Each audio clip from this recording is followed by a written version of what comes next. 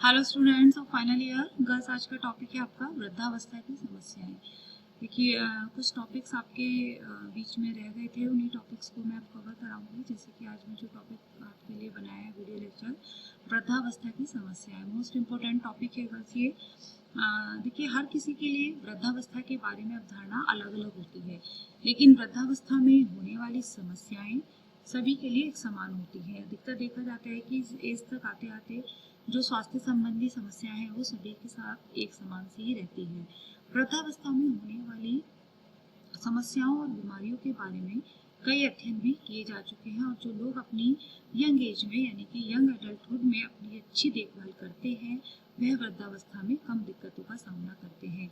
देखिए बच्चों, ये मैंने आपको पहले भी क्लियर किया कि अगर स्वास्थ्य का ध्यान रखा जाए, खान पान का ध्यान रखा जाए, पोषण का ध्यान रखा जाए, तो वृद्धावस्था में आने वाली जो दिक्कतें हैं, समस्याएं हैं, उनसे छुटकारा काफ़ी हद तक मिल सकता है। यानी कि जो एक तरह से देखा जाए कि शारीरिक समस्याएं हैं या स्वास्थ्य संबंधी जो परेशानियां हैं जो वृद्धावस्था में आती ही आती हैं, स्वाभाविक हैं, तो थोड़ी बहुत कम ज़्यादा अवश्य हो सकती हैं, लेकिन आती अवश्य हैं।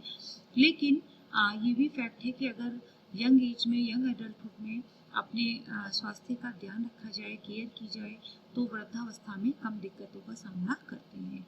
लेकिन जिन लोगों की प्रतिरोधक क्षमता कम होती है वे ज़्यादा दिक्कतों का सामना करते हैं। और वृद्धावस्था में होने वाली समस्याएं कौन कौन सी हैं, अब हम उसके बारे में बात करते हैं। First one, osteoporosis. बहुत ज़्यादा एक तरह से वृद्धावस्था में देखी जाने वाली ये बीमारी होती है। यह हड्डियों से संबंधित बीमारी है गर्ल्स।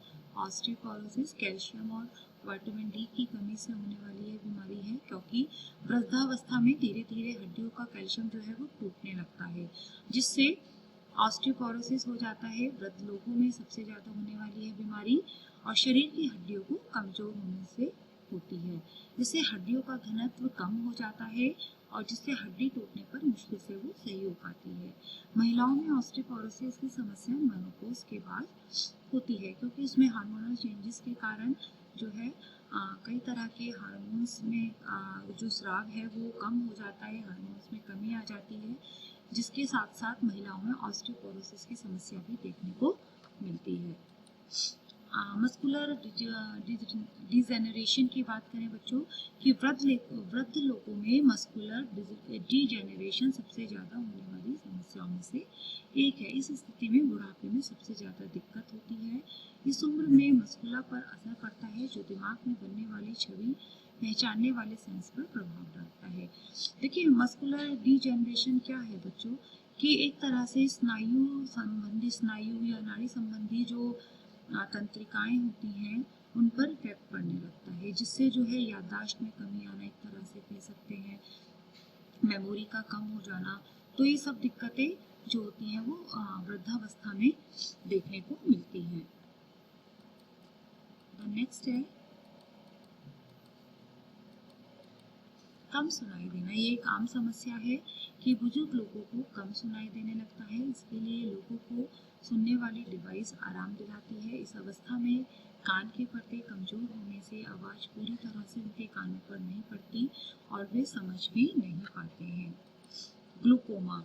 देखिए ग्लूकोमा एक आम वृद्धावस्था की एक आम समस्या भी कह सकते हैं इसको, और ज़्यादा गंभीर समस्या भी है। इसमें क्या होता है कि आंखों के भीतरी हिस्से में तरल पदार्थ के बढ़ने के कारण जो उससे दबाव पड़ने लगता है, जैसे कि एक तरह से जो आंखों से जो है हमेशा पानी सा बहता रहता है। ठीक है, इस बीमारी में ऑप्टिक नर्व सिस्टम खराब होने का खतरा रहता है, जिससे दृष्टि भी जा सकती है। एक तरह से ग्लूकोमा में जैसे कि कहा जाए कि भीतरी हिस्से में तरल पदार्थ के बढ़ने के कारण वो आंखों से लगातार बहते रहते हैं, तो उस स्थिति को ग्लूकोमा कहते हैं। अल्जाइमर रोग। वृद्धावस्था में होने वाले रोगों में अल्जाइमर बीमारी सबसे कॉमन है। इसमें याददाश्त, अल्जाइमर यानी कि मेमोरी, स्मृति, याद रखने की क्षमता बहुत कम हो जाती है, और याद रख पाने यानी कि शुरुआत के दिनों में मेमोरी घटती है, लेकिन बाद में कुछ भी याद न रहने की स्थिति भी आ जाती है। यानी कि सबसे पहले तो जब वृद्धावस्था की स्टार्टिंग होती है तो उसमें जो है मेमोरी यानी कि जो याद रखने की क्षमता है धीरे धीरे घटने लगती है, ठीक है, लेकिन लास्ट तक आते आते वो याद रखने की जो स्थिति है वो बिल्कुल खत्म हो जाती है। कॉग्निटिव इम्पेयरमेंट की एक तरह से देखिए कॉग्निटिव इम्पेयरमेंट को क्या कहेंगे कि जैसे कि हम संज्ञानात्मक ज्ञान कि जो भी है किसी भी चीज़ को एक्सेप्ट करना, उसको समझना, उसको याद रखना, ये सब चीज़ें भी वृद्धावस्था में देखने को मिलती है कि संज्ञानात्मक हानि मेमोरी कम हो जाने की वजह से होती है। संज्ञानात्मक कॉग्निटिव डेवलपमेंट क्या होता है बच्चों? एक तरह से वो है कि कुछ भी चीज़ देखकर समझना, उसको याद रखना, ठीक है, तो ये सब चीज़ें क्या होती है वृद्धावस्था में कम हो जाता है। कॉग्निटिव डेवलपमेंट यानी कि संज्ञानात्मक ज्ञान। वृद्धावस्था में लोग चीज़ों को आसानी से रिलेट नहीं कर पाते, उन्हें हर बात को समझने में ज़्यादा वक्त लगता है। इससे परेशान व्यक्ति हमेशा कंफ्यूज रहता है और उसे हर बात को समझने में दुगने से ज़्यादा समय भी लग जाता है। असंयम, ठीक है, कि अपने पे नियंत्रण ना होना। वृद्धावस्था में लोगों में असंयम आ जाता है, साथ ही वे अक्सर बात बात पर खींचने लगते हैं। महिलाओं में ऐसा उनकी पैल्विक बोन्स में क्षमता घटने के कारण होता है। जिन पुरुषों का प्रोस्टेट बहुत बड़ा होता है वह भी इसी परेशानी को झेलते हैं। देखिए प्रोस्टेट एक लिंग संबंधी बीमारी होती है, प्रजनन संबंधी बीमारी होती है, वो वृद्धावस्था में देखने को मिलती है। साथ ही महिलाओं में पैल्विक बोन्स होती हैं, उनमें की क्षमता जो है घटने के कारण जो है वो असंयम जैसी इसमें दिक्कतें वृद्धावस्था में देखने को मिलती हैं। असंयम से क्या अर्थ मतलब कि छोटी छोटी बातों पर तनाव लेना, टेंशन लेना, ठीक है, या उसका बुरा मान जाना या थोड़ा सा अपने में हीन भावना महसूस करना, तो ये सब असंयम। आर्थराइटिस ये भी एक आम बीमारी है वृद्धावस्था की। गठिया एक ऐसा रोग है जो हर वृद्ध व्यक्ति को होता है। यह बीमारी मुख्य रूप से शरीर के जोड़ों में होती है, जॉइंट्स में होती है, और गठिया रोग जो होता है शरीर की उंगलियों में, घुटनों में, हिप्स में, कलाइयों और रीढ़ की हड्डी पर प्रभाव डालता है।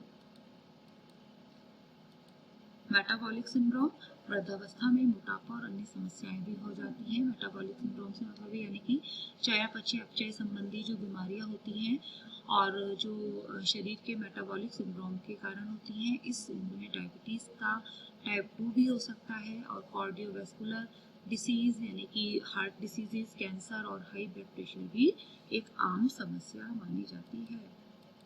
भावनात्मक तकलीफ यानी कि एक साइकोलॉजिकल जो उनको एक प्रॉब्लम होती है कि इन्फिनिटी कॉम्प्लेक्स है, उनको स्वास्थ्य संबंधी बीमारियां रहती हैं।